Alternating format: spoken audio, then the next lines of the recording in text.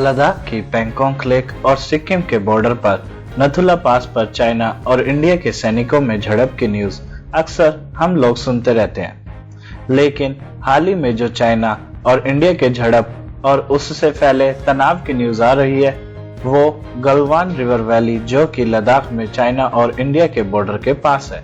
Media में चल रही न्यूज की माने तो यह झड़प गलवान रिवर वैली पर भारत की तरफ से चल रही रोड कंस्ट्रक्शन को लेकर हुई। डारबुक शायक डीबीओ रोड से लेकर गलवान वैली तक बनाई जा रही थी, जिसका विरोध चाइना ने जोर शोर से किया, क्योंकि गलवान वैली को चाइना अपना हिस्सा मानता है। वहीं बीजिंग फॉरेन स्टडीज यूनिवर्सिटी के सीनियर रिसर्च फेलो लोंग शिंगचुन की माने तो सीमा विवाद दुर्घटना के कारण नहीं था।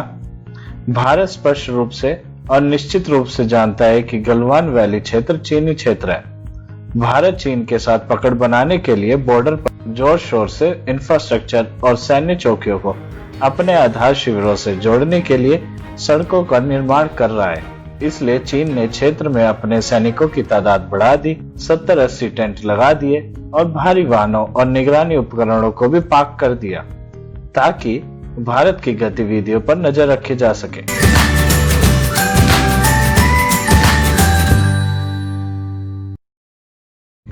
भारत और चाइना के बॉर्डर विवाद को जानने के लिए हमें इतिहास में जाना होगा। तो आइए जानते हैं क्या है भारत और चाइना के बॉर्डर विवाद के कारण। चीन और भारत के बीच सांस्कृतिक और आर्थिक संबंध प्राचीन काल से चले आ रहे हैं। सिल्क रोड न केवल भारत और चीन के बीच एक प्रमुख व्यापार मार्ग के रूप में कार्य करता था, बल्कि भारत से पूर्वी एशिया तक बौद्ध धर्म के प्रसार का श्रेय भी भारत को दिया जाता है। बौद्ध धर्म से लेकर चीन और भारत पर ब्रिटिश नियंत्रण तक दोनों देशों की कई बातें एक सी हैं और दोनों ही देशों ने अपनी आजादी के लिए संघर्ष किया। 1 अक्टूबर 1949 पीपल्स लिबरेशन आर्मी ने चीन की नेशनलिस्ट पार्टी को हराया और नई चाइना की नींव रखी, और वहीं 15 अगस्त 1947 को भारत आजाद हुआ और 26 जनवरी 1950 को अपना संविधान लागू कर एक लोकतांत्रिक गणराज्य बन गया। इसी के साथ चीन और इंडिया के नए रिश्तों की शुरुआत हुई। 1950 आधुनिक संबंध 1950 में शुरू हुआ, जब भारत ने रिपब्लिक ऑफ चाइना के साथ औपचारिक संबंधों को समाप्त करने वाले पहले देशों में से था और मुख्य भूमि चीन के पीपल्स रिपब्लिक ऑफ चाइना को वैध सरकार के रूप में स्वीकार किया था। हालांकि दो देशों के बीच बढ़ते द्विपक्षीय संबंधों के साथ भारत चीन सीमा विवाद ने भी जगह ली। विवाद और तब बढ़ गया जब ब्रिटिश और तिब्बत प्रतिनिधियों के बीच 1914 के शिमला कन्वेंशन पर आधारित 3488 स्क्वायर किलोमीटर लंबी एलएसी या मैकमोहन लाइन को चीनी कम्युनिस्ट नेताओं ने स्वीकार करने से मना कर दिया था। 1950 में ही चीनी कम्युनिस्ट पार्टी के अध्यक्ष माओ जियोडोंग ने तिब्बत को पीपल्स रिपब्लिक ऑफ चाइना का अभिन्न अंग बताया और उस पर चीन का हक जताया। चेयरमैन माओ ने भारत के तिब्बत में हस्तक्षेप को पीआरसी के आंतरिक मामलों के रूप में देखा और इसका विरोध भी किया। पीआरसी ने 1950 में तिब्बत पर नियंत्रण और तिब्बती बौद्ध धर्म और सामंतवाद को समाप्त करने के लिए हथियारों के बल का इस्तेमाल किया था। पीआरसी के विरोध से बचने के लिए नेहरू ने चीनी नेताओं को आश्वासन दिया था कि भारत की तिब्बत में कोई राजनीतिक महत्वाकांक्षा या क्षेत्रीय महत्वाकांक्षा नहीं है, लेकिन भारत ने यह भी कहा था कि तिब्बत के साथ उसके पारंपरिक और व्यापारिक अधिकार जारी रहने चाहिए। भारतीय समर्थन के साथ तिब्बती प्रतिनिधियों ने मई 1991 में पीआरसी संप्रभुता को मान्यता देते हुए एक समझौते पर हस्ताक्षर किया, लेकिन चीन ने यह गारंटी दी कि तिब्बत की मौजूदा राजनीतिक और सामाजिक व्यवस्था जारी रहेगी।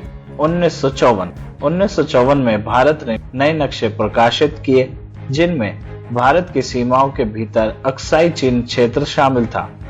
जब भारत को पता चला कि चीन ने इस क्षेत्र के माध्यम से एक सड़क का निर्माण किया है, तो सीमा पर संघर्ष और भारतीय विरोध अधिक बढ़ गया और जनवरी 1959 में पीआरसी प्रीमियर ने नेहरू जी को लिखा कि चीन में किसी भी सरकार ने 1914 के शिमला कन्वेंशन पर आधारित मैकमोहन लाइन को वैध नहीं माना है। मार्च 1959 में तिब्बत के आध्यात्मिक और अस्थायी प्रमुख दलाई लामा ने धर्मशाला हिमाचल प्रदेश में बसे हजारों तिब्बती शरणार्थियों के साथ सरकार निर्वासन की स्थापना की।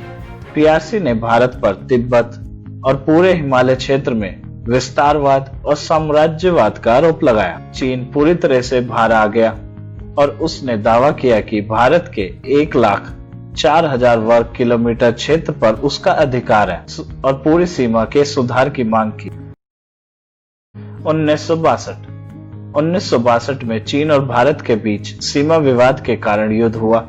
सीमा संघर्ष के परिणाम स्वरूप भारत को हार का सामना करना पड़ा और 21 नवंबर को एक तरफा युद्ध विराम की घोषणा करने से पहले चाइना ने लद्दाख के अक्साई चीन और डेमचोक क्षेत्रों पर कब्जा कर लिया था। 1967 सिक्किम में भारतीय और चीनी सेनाओं के बीच 2 और संघर्ष हुए। पहला संघर्ष का नाम था नथुला इंसिडेंट्स और दूसरा चोला इंसिडेंट। नथुला इंसिडेंट्स में चीनी और भारतीय सेना आपस में भिड़ गई और अगले 5 दिनों में भारतीय और चीनी सेना के बीच भारी गोलाबारी भी हुई। भारतीय रक्षा मंत्रालय ने इन 2 इंसिडेंट्स के बाद बताया कि दोनों घटना में 88 भारतीय सैनिक मारे गए और 163 घायल हुए, जबकि 340 चीनी सैनिक मारे गए और वहीं 450 चीनी सैनिक घायल हुए। 1987 चीन और भारतीय झड़प चीनी People's Liberation Army ground force और भारतीय सेना के बीच तीसरा सैन्य संघर्ष था। इसका कारण था 1986 के अंत में भारत ने अरुणाचल प्रदेश को पूर्ण राज्य का दर्जा दिया था। इसी वजह से चीन सरकार ने इसका विरोध किया, क्योंकि चीन अरुणाचल प्रदेश को तिब्बत का हिस्सा मानता है और जो कि चीन का एक अभिन्न अंग है। इसी के साथ 1987 की शुरुआत में बीजिंग का स्वर 1962 के समान हो गया और दोनों देशों ने सीमाओं पर अपने जवान तैनात कर दिए, जिससे युद्ध का खतरा मंडराने लगा। लेकिन ये युद्ध टल गया, क्योंकि उस समय के विदेश मंत्री एनडी तिवारी मई 1987 में उत्तर कोरिया के पायोंग के रास्ते बीजिंग पहुंचे। उन्होंने अपने साथ भारतीय नेताओं का संदेश दिया कि नई दिल्ली की ओर से इस स्थिति को बढ़ाने के लिए कोई इरादा नहीं था। इस मसले को शांति से ही सुलझाना चाहिए।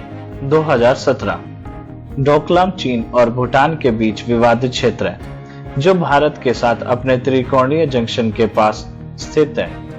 चीन और भूटान के विपरीत भारत डोकलाम पर दावा नहीं करता, लेकिन भूटान के दावे का समर्थन करता है।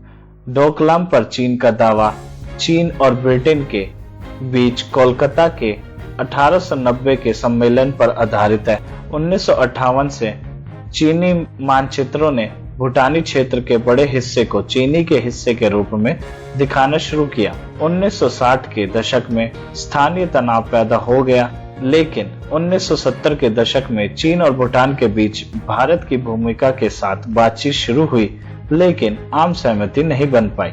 भारत भूटान के आंतरिक मामलों में इसलिए दखल देता है क्योंकि 1949 में भूटान ने भारत के साथ एक संधि पर हस्ताक्षर किए, जिसमें भारत को अपने राजनीतिक और रक्षा मामलों के मार्गदर्शन के लिए भूटान द्वारा भत्ता दिया गया। इसी को आगे बढ़ाते हुए 2007 में इस संधि को एक मैत्री संधि द्वारा बदल दिया गया, जिसने भूटान के लिए विदेश नीति पर भारत का मार्गदर्शन लेना अनिवार्य कर दिया, बशर्त भूटान की व्यापक संप्रभुता बरकरार रहेगी।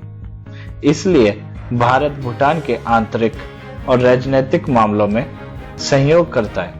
चीन और भूटान के बढ़ते तनाव डोकलाम में 2017 में इतने बढ़ गए कि 18 जून 2017 को ऑपरेशन जूनिपर के हिस्से के रूप में चीनी सैनिकों को सड़क बनाने से रोकने के लिए भारत ने हथियारों और 2 बुलडोजरों से लैस लगभग 270 भारतीय सैनिकों को सिक्किम सीमा के डोकलाम में तैनात कर दिया था। इसी को देखते हुए 28 अगस्त को भारत और चीन दोनों ने घोषणा की कि उन्होंने अपने सभी सैनिकों को डोकलाम के फेस ऑफ साइट से हटा लिया है। मई 2020 में चीन और भारतीय सीमा का विवाद फिर से चिंता का विषय बना हुआ है। वहीं एक लोकप्रिय भारतीय प्रवक्ता और सुधारवादी भारत के सुधार क्षेत्रों में कई प्रमुख विकासों में शामिल सोनम वांगचुक की एक वीडियो सोशल मीडिया पे वायरल हो गई है। ये वही व्यक्ति है जिसने फिल्म 3 इडियट के फुनसुक वांगडू के चरित्र को प्रेरित किया था। इन्होंने अपनी वायरल वीडियो में बताया है कि क्यों चीन दूसरे देशों में आक्रामकता दिखाता है और क्यों भारतीयों को चीनी सामान का बहिष्कार करना चाहिए। भारत के नागरिकों से अपील की कि वो चीनी सामान और उससे जुड़ी सभी सर्विसेज का बॉयकॉट करें। भारत के नागरिकों से अपील के बाद hashtag boycott China goods trending पे रहा और चलन के साथ रिमूव चाइना ऐप नाम एक ऐप गूगल प्ले स्टोर पर वायरल हो गया। यह ऐप एक फोन में इंस्टॉल्ड चीनी ऐप की पहचान करने और उन्हें तुरंत हटाने में मदद करता है। सोनम वांगचुक की अपील के बाद चीनी ऐप या सामानों के बहिष्कार की यह पहल वायरल हो गई, लेकिन यह देखना होगा कि यह पहल कितनी कारगर साबित होगी। आज की वीडियो हमारी यहीं समाप्त होती है। अगर आपको वीडियो पसंद आई तो प्लीज लाइक एंड शेयर और कोई भी सजेशन या क्वेश्चन हो तो कमेंट बॉक्स में पूछ सकते हैं।